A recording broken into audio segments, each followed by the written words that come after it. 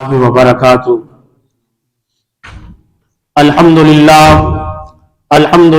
وحدہ والصلاة والسلام علی من لا نبی بعدہ، اما بعد فاعوذ باللہ السمیع العلیم من الشیطان الرجیم من ہمزہ ونفخہ ونفثہ، بسم اللہ الرحمن الرحیم۔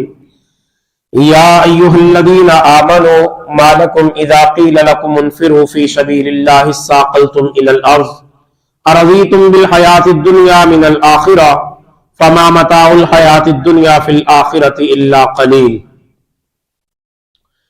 ہر قسم کی حمد و ثنا اللہ رب العالمین کے واسطے ہے۔ درود و سلام اس ہستی اقدس و مقدس کے لیے جن کا نام نامی اسم گرامی جناب محمد الرسول اللہ صلی اللہ علیہ وسلم۔ سورہ توبہ جاری ہے۔ اللہ تعالیٰ نے اہل ایمان کو مخاطب فرمایا ہے، فرمایا اے وہ لوگوں جو ایمان لائے ہو، تمہیں کیا ہو گیا ہے کہ تم اللہ کی راہ میں جہاد کے لیے نہیں نکلتے؟ کیا تم زمین کے ساتھ چمٹ چکے ہو؟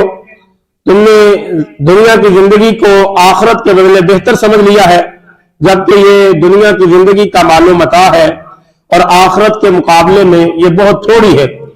تو اگلی آیت کے اندر اللہ رب العالمین نے فرمایا کہ اگر تم نے جہاد کے لیے نہ نکلے، جہاد کا ارادہ نہ کیا اور جہاد کے لیے سفر شروع نہ کیا، کوچ نہ کیا، الا تنفروا يعذبكم عذابا علیما، یہ جہاد میں نہ نکلنے والوں کے لیے سخت وعید ہے جو سورہ توبہ کے اندر اللہ رب العالمین نے بیان فرمائی ہے۔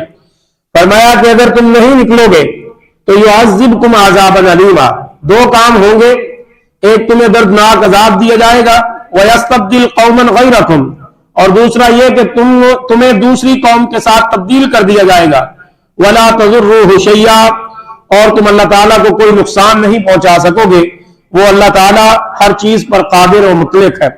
یہاں پر اللہ رب العالمین نے فرمایا ہے کہ جہاد کرنا مسلمان کی بقا ہے، جہاد کے بغیر مسلمان کی بقا نہیں ہے۔ اگر مومن اور مسلمان جہاد کے لیے نہیں نکلیں گے تو جو کچھ آج ہو رہا ہے پوری دنیا میں مسلمانوں کے ساتھ وہ ساری دنیا کے سامنے ہے۔ جہاد کفر کا واحد علاج ہے اور اسلامی سلطنتوں کو جہاد کا اعلان کرنا چاہیے۔ یہاں پر اس موضوع کو درمیان میں چھوڑ کر اللہ تعالیٰ نے ہجرت کا ذکر شروع فرما دیا ہے۔ فرمایا الا تنصروه فقد نصرہ اللہ، جب تم نے اپنے نبی کی مدد نہیں کی تھی تو اس وقت اللہ نے اپنے نبی کی مدد کی تھی تمہارے سوا، جب تم نے اس کو اکیلا چھوڑ دیا تھا، یعنی ہجرت کے وقت اللہ رب العالمین نے اپنے پیغمبر کی مدد کی۔ اذ اخرجہ الذین کفروا ثانی اثنین اذ ہما فی الغار، یہ وہی ہجرت کی رات سیدنا ابو بکر صدیق رضی اللہ تعالیٰ عنہ کے ساتھ غار ثور کے اندر جب حضرت ابو بکر صدیق گھبرا رہے تھے تو اللہ کے نبی نے فرمایا تھا اِذْ يَقُولُ لِصَاحِبِهِ لَا تَحْزَنْ إِنَّ اللَّهَ مَعَنَا، بے شک ہمارے ساتھ اللہ تعالیٰ ہے۔ یہ مشہور و معروف آیت ہے جو کہ سورہ توبہ کے اندر موجود ہے۔ اس کے بعد اللہ رب العالمین نے پھر جہاد کا ذکر شروع کیا، فرمایا انفروا خفافا وثقالا، تم ہلکے ہو یا بھاری، کم ہو یا زیادہ، نکلو جہاد کے لیے اور جہاد کرو اپنے مالوں کے ساتھ اور اپنی جانوں کے ساتھ اللہ کی راہ میں، ذالکم خیر لکم، یہ تمہارے حق میں بہتر ہے، ان کنتم تعلمون، اگر تم جانتے ہو۔ پھر اللہ تعالیٰ نے سورہ توبہ کا جو مرکزی موضوع ہے وہ 3 صحابہ کرام رضی اللہ تعالی عنہما جو کہ جہاد سے پیچھے رہ گئے تھے غزوہ تبوک سے، تو اللہ تعالیٰ کے پیارے پیغمبر جناب محمد رسول اللہ صلی اللہ علیہ وسلم نے ان کے ساتھ بائیکاٹ کر دیا تھا۔ انہوں نے کوئی بہانہ نہیں بنایا، حالانکہ مدینہ کے اندر بہت سارے منافقین نے جھوٹ بول کر اور بہانے بنا کر اپنے آپ کو بچا لیا تھا، لیکن یہ 3 صحابہ جن کا واقعہ مشہور و معروف ہے کہ انہوں نے جھوٹ نہیں بولا بلکہ نبی صلی اللہ علیہ وسلم کے پاس آ کر یہ کہا کہ ہم سے غلطی ہو گئی ہے، ہمیں نکلنا چاہیے تھا، غزوہ تبوک میں آپ کے ساتھ شامل ہونا چاہیے تھا۔ تو پھر اللہ تعالیٰ کے پیارے پیغمبر نے ان کے ساتھ پورے مہینے کے لیے بائیکاٹ کر دیا تھا، تو بعد میں اللہ تعالیٰ نے ان کی توبہ کو قبول فرمایا۔ تو یہ واقعہ جس کی وجہ سے سورہ توبہ کا نام بھی اللہ تعالیٰ نے سورہ توبہ رکھا ہے۔ اس کے بعد اسی سورت کے آخر میں اللہ رب العالمین نے صدقات کے مصارف بیان فرمائے ہیں۔ فرمایا انما الصدقات، بے شک تمہارے صدقات. یہاں پر صدقات دو قسم کے، ایک نفلی اور ایک فرضی. فرضی صدقات سے مراد زکات ہے، اور نفلی صدقات سے مراد یعنی صدقہ خیرات اور زکات کے علاوہ جو اللہ کی راہ میں بندہ خرچ کرتا ہے. ان صدقات کے مصارف اللہ رب العالمین بیان فرما رہے ہیں. فرمایا بے شک صدقات، زکات اور نفلی صدقات للفقراء، فقراء کے لیے ہیں، یعنی سوال کرنے والے فقیروں کے لیے، والمساکین اور مسکینوں کے لیے ہیں، والعاملین علیہا، اور جو زکات کو وصول کرنے اور خرچ کرنے کے اندر کام میں لگے ہوئے ہیں ان پر بھی اس مال کو، صدقات کو خرچ کیا جا سکتا ہے. والمؤلفۃ قلوبہم وفی الرقاب، اور گردنیں آزاد کروانے میں، والغارمین وفی سبیل اللہ وابن السبیل، مسافروں کے لیے، قرضداروں کے لیے اور اللہ کی راہ میں نکلنے والوں کے لیے یہ صدقات کے مصارف ہیں جو اللہ تبارک و تعالی نے بیان فرمائے ہیں. اس کے بعد اللہ رب العالمین نے سورہ توبہ کے آخر کے اندر منافقین کا ذکر کیا ہے، اور منافقین کے ساتھ اللہ تعالیٰ نے ایک وعدہ کیا ہے. وعد اللہ المنافقین والمنافقات، بے شک منافق مردوں سے اور منافق عورتوں سے اللہ وعدہ کرتا ہے، بالکفار اور کافروں سے بھی، نار جہنم خالدین فیہا، کہ ان کے لیے جہنم کی آگ ہے جس میں وہ ہمیشہ رہیں گے. یا حسبہم ولعنہم اللہ، یہ ان کے لیے کافی ہوگی اور ان پر مزید اللہ کی لعنت بھی ہے. ولہم عذاب مقیم، اور ان کے لیے دائمی عذاب ہے. یعنی ایک ہی آیت کے اندر تین وعیدیں فرمائی اللہ تعالیٰ نے منافقین کو. سب سے پہلی وعید یہ ہے کہ ان کے لیے ہمیشہ ہمیشہ کی جہنم ہے. یا حسبہم، جو ان کے لیے کافی ہے، یعنی جہنم ایک کافی عذاب ہے. اس کے علاوہ اگر کوئی عذاب نہ ہو تو یہی جہنم کا عذاب ہی کافی ہے. جس طرح کہ حدیث کے اندر بھی آتا ہے، نبی کریم صلی اللہ علیہ وسلم نے ارشاد فرمایا کہ قیامت والے دن میرے چچا ابو طالب کو جہنم کی آگ کی صرف 2 جوتیاں پہنائی جائیں گی، اور ان 2 جوتیوں کی وجہ سے ان کا دماغ اس طرح کھولے گا جس طرح ہنڈیا میں پانی ابلتا ہے، اور وہ سمجھیں گے کہ شاید جہنم میں سب سے بڑا عذاب مجھے ہی ہو رہا ہے. آپ اندازہ کر سکتے ہیں کہ آگ کے 2 جوتے، اگر پاؤں کے نیچے آگ کا ایک کوئلہ ہو تو وہ بھی انسان کی تکلیف کے لیے کافی ہوتا ہے. لیکن اللہ کے نبی صلی اللہ علیہ وسلم فرماتے جہنم کی آگ، جو کہ دنیا کی آگ سے ویسے ہی 69 درجے زیادہ گرم ہے. 69 درجے حدیث کے الفاظ ہیں کہ دنیا کی آگ سے آخرت کی آگ، جہنم کی آگ 69 درجے زیادہ گرم ہے. تو وہ جو 69 درجے زیادہ گرم آگ ہے وہ دنیا کے آگ کے مقابلے میں بہت زیادہ تکلیف دہ اور سخت ہے. اس کے بارے میں اللہ کے نبی فرما رہے کہ میرے چچا کو صرف جہنم کے 2 جوتے پہنائے جائیں گے، اور وہ سمجھیں گے کہ شاید مجھے جہنم کے اندر سب سے زیادہ سخت اور قوی عذاب مجھ کو ہو رہا ہے، جبکہ وہ سب سے ہلکا عذاب ہوگا. یعنی جہنم کا سب سے ہلکا عذاب میرے چچا کو ہوگا، اور وہ سمجھیں گے کہ سب سے زیادہ سخت عذاب مجھے ہی ہو رہا ہے. اور جس کو سب سے بڑا عذاب دیا جائے گا وہ ہے منافق. منافق جو ہے 5ویں پارے میں بھی گزر چکا ہے، ان المنافقین فی الدرک الاسفل من النار، کہ منافقین کو جہنم کے اندر سب سے نچلے طبقے کے اندر رکھا جائے گا. یہ وہ گروہ ہے جن کو کافروں سے بھی زیادہ سخت عذاب دیا جائے گا، مشرکوں سے بھی زیادہ سخت عذاب دیا جائے گا، کیونکہ منافق مشرک اور کافر سے بھی زیادہ غلیظ ہے، کیونکہ یہ منہ پر اور ہوتا ہے اور اس کے دل کے اندر اس کا قول و فعل متضاد ہوتا ہے. یہ دوست بن کر دشمنی کرنے والا ہے، اس لیے اس کا عذاب بھی بہت زیادہ سخت ہے. یہاں پر اللہ رب العالمین نے فرمایا کہ وہ جہنم جو پہلی دھمکی ہے اللہ کی وہی ان کے لیے کافی ہے، لیکن ان کے ساتھ فرمایا وَلَعَنَهُمُ اللَّهُ، مزید ان پر اللہ نے لعنت بھی فرمائی ہے. ان پر لعنت بھی ہے، جہنم کا عذاب بھی ہے. وَلَهُمْ عَذَابٌ مُقِيمٌ، اور یہ تیسری وعید ہے کہ یہ عذاب ان کے لیے دائمی ہوگا، ہمیشہ ہمیشہ کے لیے ہوگا. اس عذاب سے چھٹکارا اور اس عذاب سے ان کو نجات نہیں ملے گی. یہ تو ہو گئے منافقین، کیونکہ اللہ تعالیٰ کا یہ اصول بیان ہے کہ جہاں پر جہنم کا ذکر آئے وہاں پر جنت کا ذکر بھی آتا ہے. اس لیے ساتھ ہی اللہ فرماتے ہیں وعد اللہ المؤمنین والمؤمنات. پہلے کہا تھا وعد اللہ المنافقین والمنافقات، منافقوں سے جہنم کا اور اس کے عذابوں کا وعدہ ہے، اور مومنوں سے وعد اللہ المؤمنین، اور اللہ وعدہ کرتا ہے مومن مردوں سے، والمؤمنات، اور مومنہ عورتوں سے. जन्नात तजरी मिन तहतिहा अल-अनहार, उन बागात का जिनके नीचे नहरें जारी हैं, खालिदीन फीहा, वो उसमें हमेशा रहेंगे, व मसाकिन तय्यबतन, और वो बहुत ही पाकीज़ा ठिकाना है। मसाकिन कहते हैं रहने की जगह को, यानी बड़ी पाकीज़ा जगह है रहने की जन्नत। फी जन्नात आदन, जन्नत के दरमियान में, बरिजवान मिनल्लाहि अकबर, एक तो उनके लिए जन्नत है जो जन्नत मोमिनीन के लिए काफी है, यानी जन्नत एक ऐसी नेमत है जो इंसान की सारी जरूरतें, सारी हाजतें पूरी कर देगी।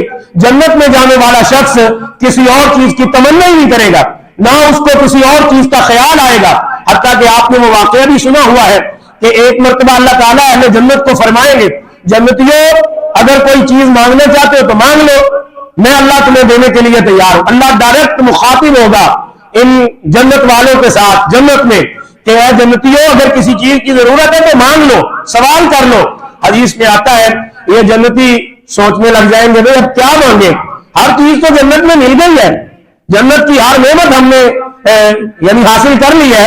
जन्नत में बागात है, नहरें हैं और दूध है, शहद है, आला किस्म के मशरूबात हैं, ये सोने और चांदी की ईंटों के बने हुए महल्लात हैं, और जनाब ये 70-72 हुरे हैं, और ये फरिश्ते खिदमत करने वाले हैं। इसके साथ जनाब घोड़े जो उड़ने वाले, ऊंट उड़ने वाले, वो सवारियां हैं, और इतनी पाकीज़ा जन्नत की मिट्टी कस्तूरी वाली है, कस्तूरी वाली मिट्टी है जन्नत की।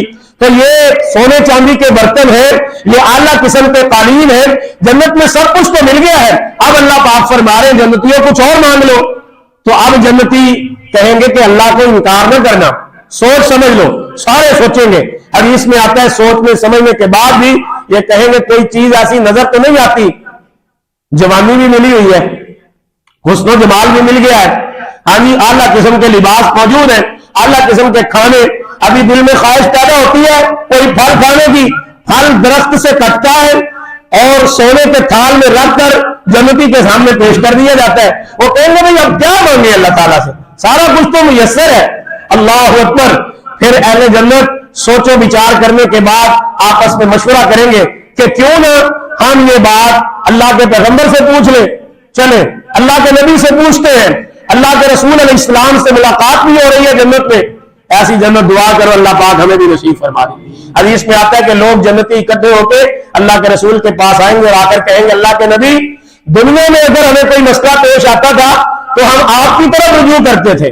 अहले जन्नत का यह वसफ है कि उनको कोई भी मसला दरपेश हो वो आइम्मा की तरफ नहीं जाते, वो पीरों की तरफ, फकीरों की तरफ नहीं जाते, अपने रहबान, अपने उलमा की तरफ नहीं जाते, वो किस्सा दो और कहानियों की तरफ नहीं जाते, बल्कि वो अल्लाह के रसूल के फरमान की तरफ आते हैं, अपने कुरान की तरफ आते हैं। तो अहले जन्नत यही वसफ की बदौलत अल्लाह के रसूल से पूछेंगे कि अल्लाह के नबी दुनिया में जब भी कोई मसला पेश आता था हम आपके पास आया करते थे, अब अल्लाह ताला जन्नत में फरमा रहे कि कुछ मांगो, हमने बड़ा सोचो विचार किया है, हमें तो कोई ऐसी नेमत नजर नहीं आती जो हमें ये जन्नत में मुयस्सर न आई हो, इसलिए अल्लाह के नबी आप मशवरा दे, हम अल्लाह ताला को इनकार नहीं करना चाहते, अल्लाह से क्या मांगे। अब अल्लाह के पैगंबर फरमाएंगे कि अल्लाह ताला से उसका दीदार मांग लो, जिस अल्लाह के लिए इबादतें करते रहे। हमने जन्नत में सब कुछ पा लिया है लेकिन अल्लाह को नहीं देखा, किसी आंख ने दुनिया की अल्लाह को नहीं देखा। अब अल्लाह से कहो अल्लाह हम तुझे देखना चाहते, तुझे सजदे करते रहे, तेरे नाम के सदका खैरात करते रहे, तेरे नाम की ज़कातें देते रहे, तेरे नाम की नमाजें पढ़ते रहे, रोजे रखते रहे, सहरी इफ्तारी करते रहे, जिहाद फी सबीलिल्लाह में शरीक होते रहे। ऐ अल्लाह आज हम तुम्हें देखना चाहते हैं। तो हदीस में आता है अल्लाह ताला फिर सबको इस तरह दीदार करवाएगा जिस तरह 14वीं रात का चांद अबर पर तलू होता है और सारे बासानी उसको देखते हैं, कोई रश नहीं पड़ता, कोई धक्कम पेड़ नहीं होती। इस तरह अल्लाह ताला जन्नत में अहले जन्नत को अपना दीदार करवाएंगे। और जब ये दीदार होगा, हदीस में आता है ये दीदार करने के बाद अपने घरों को वापस जाएंगे तो इनकी बीवियां इनसे पर्दा कर लेंगी और कहेंगी कि कौन आ गए हैं। वो कहेंगे भाई हम तुम्हारे खामन हैं। वो कहेंगी पहले तो इतने खूबसूरत नहीं थे, ये हुस्न जमाल कैसा।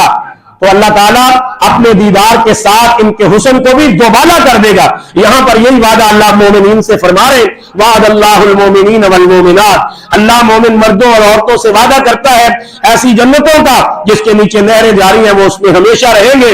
وَمَسَاكِنَ طَيِّبَةً, یہ پاکیزہ مسکن ہے, فی جنات عدن, جنت کے درمیان میں, وَرِضْوَانٌ مِّنَ اللَّهِ اکبر, اور اس کے اوپر, یعنی جس طرح منافقوں کو 3 وعدے دیے نا, اسی طرح جنتیوں کو بھی اللہ نے 3 وعدے دیے.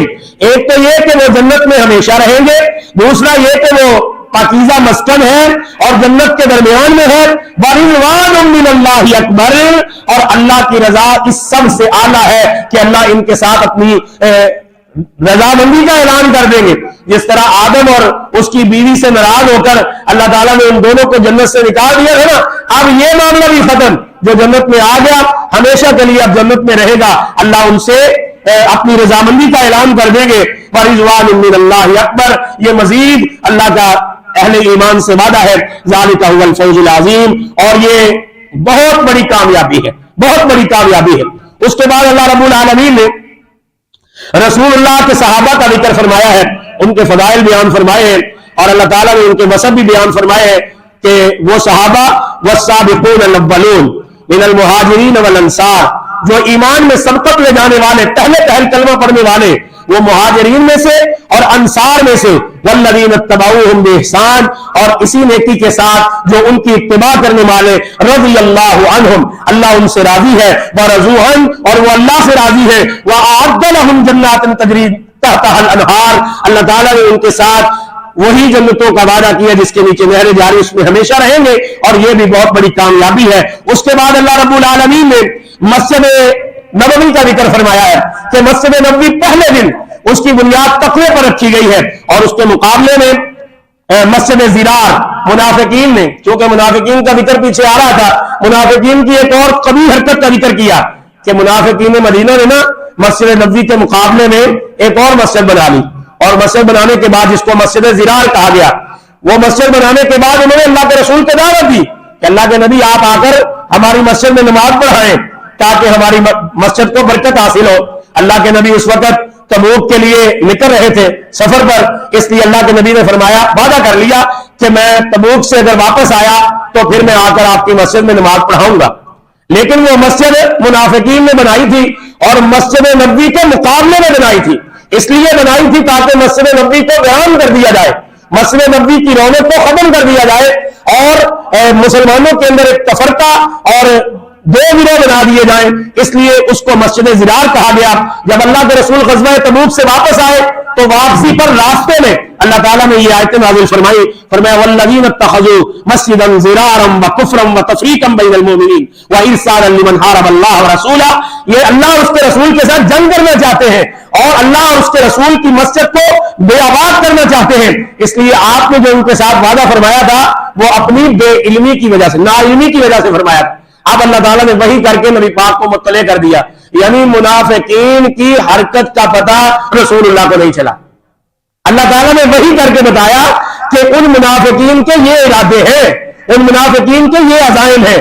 اس لیے آپ نے اس مسجد میں جا کر نماز, کیونکہ اگر آپ نے جا کے نماز پڑھی تو پھر تو سارے جانے لگ جائیں گے, لہذا مسجد نبوی کی رونق بحال نہیں رہے گی جس مسجد کی بنیاد اللہ تعالیٰ نے پہلے دن سے ہی تقویٰ پر رکھی ہے.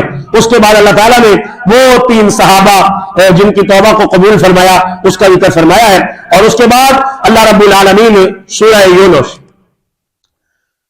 سورہ توبہ کے آخر میں اللہ تعالیٰ نے توحید کا ذکر فرمایا ہے اور اللہ کے پیغمبر کی ایک صفت بیان فرمائی ہے جو کہ بڑی مخصوص آیت ہے. لقد جاءکم رسول من انفسکم عزیز علیہ ما عنتم حریص علیکم بالمؤمنین رؤوف الرحیم. یہ آیت تفسیر کے اعتبار سے اور وضاحت کے اعتبار سے بڑی وضاحت طلب ہے.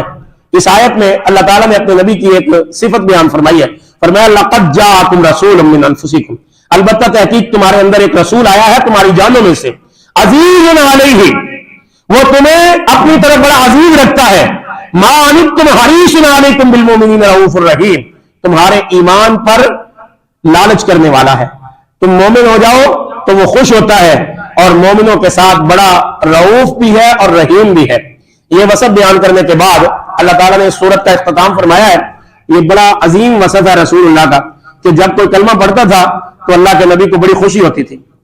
आप जानते हैं एक दफा हजरत अम्मी आयशा ने रसूलुल्लाह सल्लल्लाहु अलैहि वसल्लम से सवाल किया, अल्लाह के पैगंबर आपका सबसे ज्यादा दुखी दिन कौन सा है? आपकी जिंदगी का सबसे ज्यादा दुखी दिन, जिस दिन आपको बहुत ज्यादा दुख पहुंचा हो, तकलीफ पहुंची हो, वो दिन कौन सा है? तो अल्लाह के नबी ने फरमाया, जब मैं मक्के से ताइफ गया और ताइफ में जाकर मैंने अल्लाह की तौहीद सुनाई तो अहले ताइफ ने जब मुझे पत्थर मारे, मेरे चेहरे पर भी पत्थर लगे, मेरे सर पर भी पत्थर लगे और मेरे सर का खून जो है मेरे पांव के जूतों तक पहुंच गया, मेरा पूरा जिस्म लहू लुहान हो गया और उन्होंने ताइफ वाले ने उबाश लड़कों को मेरे पीछे लगा दिया, उन्होंने जनाब मुझे पत्थर मारने शुरू कर दिए। मैं बड़ी मुश्किल से अपनी जान बचाकर ताइफ की बस्ती से निकलकर एक बाग के अंदर मैंने पला ली और वहां पर चश्मे का पानी पिया।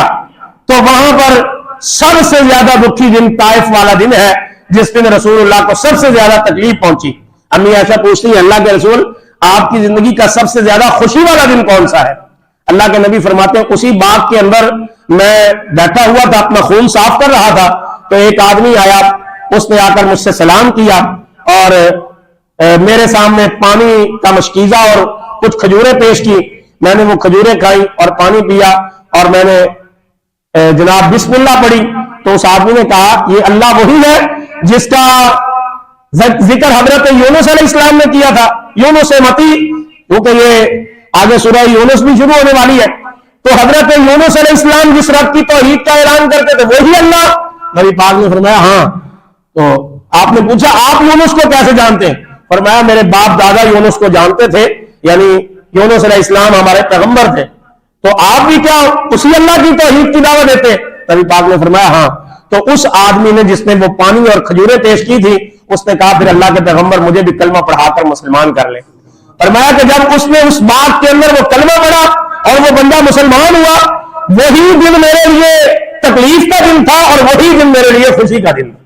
यानी मेरी जिंदगी का सबसे ज्यादा खुशी का दिन भी वही था कि एक बंदा जिसको अल्लाह के नबी जानते भी नहीं है, आपका कोई रिश्तेदार भी नहीं है, वो कलमा पढ़ के मुसलमान हुआ है, तो अल्लाह के नबी फरमाते हैं मेरे लिए सबसे ज्यादा खुशी का दिन है। यही कुरान कह रहा है, लक़द जाअकुम रसूलुम मिन अनफुसिकुम अज़ीज़ुन अलैहि मा अनित्तुम हरीसुन अलैकुम बिल मुमिनीन रऊफुर रहीम। एक मर्तबा अल्लाह के नबी फरमा रहे, मेरी उम्मत के लोगों, तुम अपने आप को जहन्नम के गड्ढे में गिराना चाहते हो और मैं पीछे तुम्हारे गिरेबान से पकड़ कर मैं तुम्हारी कमर से पकड़ के तुम्हारे कपड़ों को खींच खींच के तुम्हें जहन्नम से बचा रहा हूं। ये हदीस है ईमान पर। आप देखें कि अबू तालिब के सामने ईमान की दावत पेश की है अल्लाह के पैगंबर सल्लल्लाहु अलैहि वसल्लम ने, और चचा ने कलमा नहीं पढ़ा, आप फिर कोशिश कर रहे, अपने कान को चचा के होठों के करीब कर दिया है और फरमा रहे, ऐ मेरे प्यारे चचा, मेरे कान में अल्लाह की तौहीद का ऐलान कर दे, मैं अल्लाह से लड़ के झगड़ के आपकी सिफारिश करके कयामत वाले दिन जहन्नम से बचा लूंगा, लेकिन आप ईमान को कबूल करें, मेरे कानों में कलमा पढ़ दे। चचा ने कलमा नहीं पढ़ा। अल्लाह के रसूल कितने दिन परेशान रहे, रोते रहे, हत्ता कि अल्लाह ताला ने कुरान नाज़िल करके फरमाया, इन्नका ला तहदी मन अहबब्ता वलाकिन्नल्लाह यहदी मन यशा। ऐ पैगंबर, जिसको आप चाहे उसको हिदायत नहीं मिलती, जिसको अल्लाह चाहे उसको हिदायत मिलती। तो अल्लाह के रसूल ईमान के लिए बड़े हरीस हुआ करते थे। कोई कलमा पढ़ लेता तो अल्लाह के नबी बड़े खुश होते। मदीने में भी वो यहूदी बच्चा जिसने कलमा पढ़ लिया था, मौत के वक्त मरने से पहले उसने कलमा पढ़ लिया था, तो अल्लाह के रसूल मुस्कुराते हुए इस तरह उस घर से निकले कि सहाबा बयान करते हैं अल्लाह के रसूल इस तरह मुस्कुरा रहे थे कि आपके दंदान मुबारक, आपकी दाढ़ें मुबारक नजर आना शुरू हो गई। अल्लाह के रसूल इतना खुश हुए कि इस बच्चे ने कलमा पढ़ लिया और अपने आप को जहन्नम से बचा लिया है। तो ये खुशी और नबी पाक सल्लल्लाहु अलैहि वसल्लम का ये वसफ, आप हर जगह पर रातों को उम्मत के लिए रो रहे हैं और पूरी पूरी रात मुसल्ले में सजदे में गिनगिना रहे, अपनी उम्मत के लिए दुआ कर रहे और तौहीद की दावत देते हुए पत्थर खा रहे, गालियां सुन रहे, कोई शिकवा नहीं, कोई गिला नहीं। एक पहलवान आ गया, रुकाना बड़ा मशहूर था, मक्के का पहलवान, उसको दावत दी अल्लाह के नबी ने। उसने कहा अल्लाह के रसूल, पहले आप मुझसे कुश्ती लड़े, अगर आपने मुझे गिरा लिया तो मैं आपका कलमा पढ़ लूंगा। अब आप अंदाजा करें कि कैसा मुतालबा है। अब अल्लाह के रसूल है सल्लल्लाहु अलैहि वसल्लम, वो कह रहा जी, वो मक्के का माना हुआ पहलवान है रुकाना, वो कह रहा मुझसे कुश्ती लड़ ले। अब कोई मुझे कहे, काजी साहब आप कुश्ती लड़ ले, अगर मुझे गिरा दे, ہاں جی، اللہ کے نبی سے کہہ رہے ہیں کشتی لڑ رہے. اللہ کے نبی صلی اللہ علیہ وسلم نے کشتی لڑی, پہلی مرتبہ پکڑا, گرا دیا, چت کر دیا. اس نے کہا جی مجھے پتہ نہیں چلا. ایک بار پھر اللہ کے نبی نے دوبارہ پکڑا, اس کو نیچے گرا لیا, 2 مرتبہ گرا لیا. اب پھر اٹھا, کپڑے جھاڑ رہا ہے اور کہنے لگا اے اللہ کے نبی اگر ایک مرتبہ اور گرائے نا تو میں آپ کو 40 بکریاں دوں گا. کتنی بکریاں؟ 40. اللہ کے نبی نے فرمایا بکریوں کے لیے نہیں لڑ رہا تھا, میں تو اس لیے تو اس سے کشتی لڑ رہا تھا کہ تو کلمہ پڑھ کے مسلمان ہو جائے. بکریوں کی لالچ نہیں ہے مجھے. اگر تو کلمہ پڑھ کے مسلمان ہوتا ہے تو تیسری مرتبہ بھی آ جا. تیسری مرتبہ بھی اللہ کے رسول نے چت کر دیا اور اسی جگہ پر رکانہ نے کلمہ پڑھا. صحابہ بیان کرتے ہیں جیسے ہی رکانہ نے کلمہ پڑھا اپنے آپ کو مسلمان کیا, اللہ کے نبی مسکرانے لگ گئے, خوش ہونے لگ گئے اور سارے لوگوں کو دعوت دینے لگ گئے کہ دیکھو تمہارے بھائی رکانہ کو نبوت اور رسالت کی سمجھ آ گئی ہے, تم بھی سمجھ جاؤ. یہ اللہ کے رسول ایمان پر اتنا حریص ہے, اگر صرف اسی آیت پر گفتگو کی جائے تو اللہ کی قسم پوری رات گزر سکتی ہے. اتنے عظیم شان واقعات ہیں. اللہ کے رسول ایمان پر اتنے حریص ہے اور اتنی محنت, اتنی جدوجہد, اتنی کوشش رسول اللہ صلی اللہ علیہ وسلم کی. آپ قبر بستہ رہے, راتوں کے وقت اللہ کے حضور دعا کر رہے, دن کے وقت دعوتیں دے رہے اور گالیاں سننے کے باوجود اللہ اکبر اللہ کے رسول دعوت دے رہے. جبرن کسی کو کلمہ نہیں پڑھایا ہے, محبت کے ساتھ, دعوت کے ساتھ, پیار کے ساتھ, خلوص کے ساتھ. اور یہی منہج ہمارا منہج ہے کہ لوگوں کو دعوت دیتے رہے. یہ سودا بڑا کھڑا سودا ہے, جس کو سمجھ آ گئی اللہ کی قسم کوئی ایک بندہ بھی راہ راست پہ آ گیا تو نجات کے لیے کافی ہو جائے گا. اللہ پاک ہم سب کو توفیق عطا فرمائے.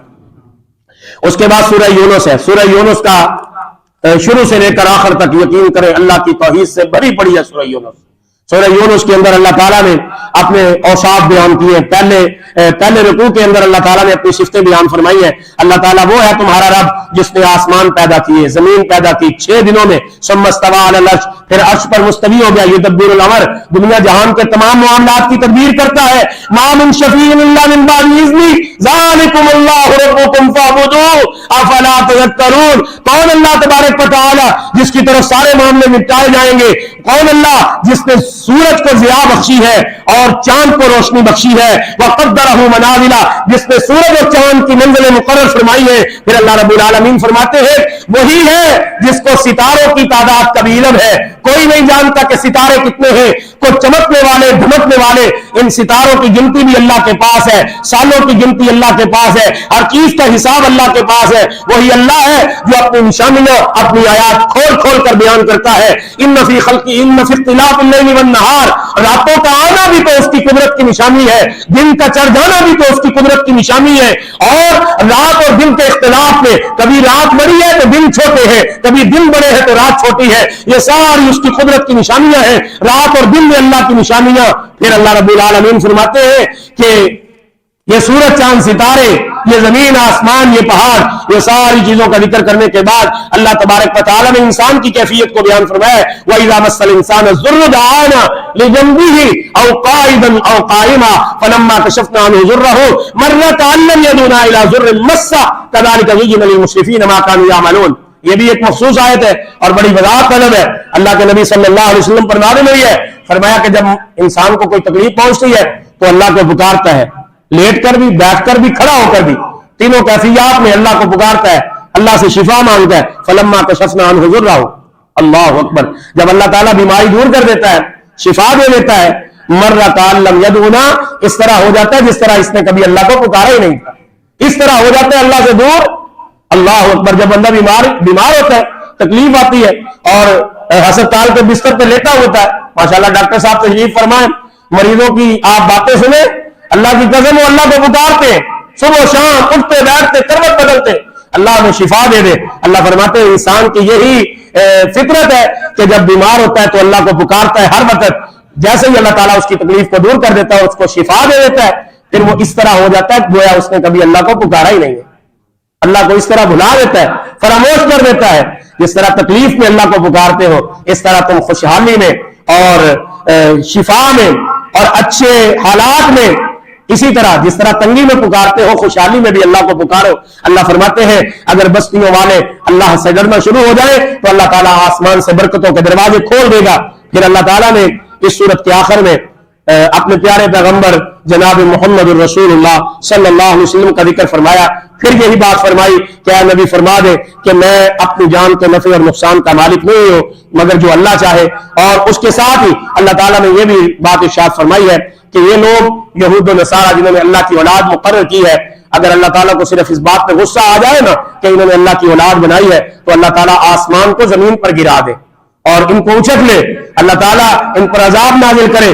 ان کا یہ قول ہی کافی ہے کہ اللہ کی اولاد ہے، اللہ اولاد سے بے پرواہ ہے، اس کو اولاد کی کوئی ضرورت نہیں ہے. یہ لوگ اللہ پر بہتان باندھتے ہیں. متاع فی الدنیا ثم الینا مرجعہم، یاد رکھو کہ دنیا کی زندگی تھوڑا سا سامان ہے اور اس اللہ کی طرف ہم کو لوٹ کر جانا ہے. ثم نذیقہم العذاب الشدید، پھر دنیا کی جو آزائشیں ہیں ان کا حساب دینا ہے. اگر غلط طریقے سے دنیا کو بسر کیا ہے تو پھر عذاب کا مزہ چکھنا پڑے گا جو کہ بہت ہی زیادہ سخت ہے. آگے حضرت نوح علیہ السلام کا واقعہ شروع ہو رہا ہے. اللہ تعالیٰ سے دعا ہے کہ اللہ تعالیٰ قرآن مجید کو سمجھنے کی، اس کے مطابق عمل کرنے کی توفیق نصیب فرمائے. وآخر دعوانا الحمد للہ رب العالمین.